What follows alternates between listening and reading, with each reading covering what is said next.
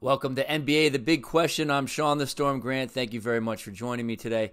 And it is Black Friday today for closing out two of the younger teams that are the most promising in the NBA, the Grizzlies and the Kings. I believe that both teams will have their season end this evening. I do think that Sacramento will keep it close. However, I think that the Lakers will finish off Memphis tonight and cover the 5-point spread. Last night, we had the Hawks get closed out by the Celtics, and that was a close game throughout until the very end. It's very frustrating for anyone who picked the Hawks to cover because you were pretty much right, but you didn't get paid because throughout the game, they kept it close. It's just at the very end when they tried to make their final last-ditch attempts to hit some threes, and they didn't make them. And the Celtics kind of just did their job every time down court, and so they covered as well, a backdoor cover in a close game. But tonight, I think we will see the end of the Kings and the Grizzlies, and I'll tell you why. I think that the Lakers are stronger from top to bottom. I think Rob Pelinka did a phenomenal job of retooling the team at just the last minute. Vanderbilt, D'Angelo Russell, Hachimura, they've all been fantastic. And then the emergence of Reeves as well has been a real key factor. And so it's not only about LeBron James and Anthony Davis anymore. And I think that as a team, they'll play better at home than they did in the last game. Last game, they kind of were saving themselves for this game. So this is a pivotal game. This is do or die for the Lakers, and I think they will do rather than die. Those are my two picks for this evening. The Kings have really played the best they could have.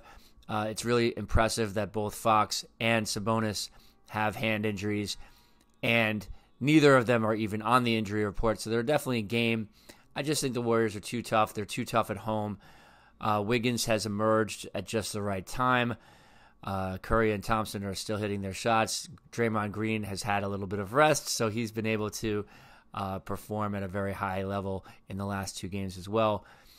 They're just too experienced right now, but the future is definitely bright for the Kings, and it's been a phenomenal season. Definitely a success of a season for both the Kings and the Grizzlies, even if they're frustrated by the losses that I expect that they will have tonight. Now we get to see the Warriors. This has got to be their last run. There's too much money wrapped up. They're aging too much. But they're still just strong enough to be able to rely on their experience to win. And it'll be interesting to see how far they go. And the Lakers-Warriors series will be absolutely phenomenal to watch. So those are my picks. I will tell you, I've been away because I was working very hard on the look and feel of this channel. And it takes a lot of time to do that. And I just picked up a second job, so I'm not going to have as much time to devote to this as I'd like to. So I'm going to do a lot more quick and dirty stuff rather than the pretty-looking stuff. But I still want this to be fun and interesting, so I still have a lot of cool stuff in terms of the visuals to come.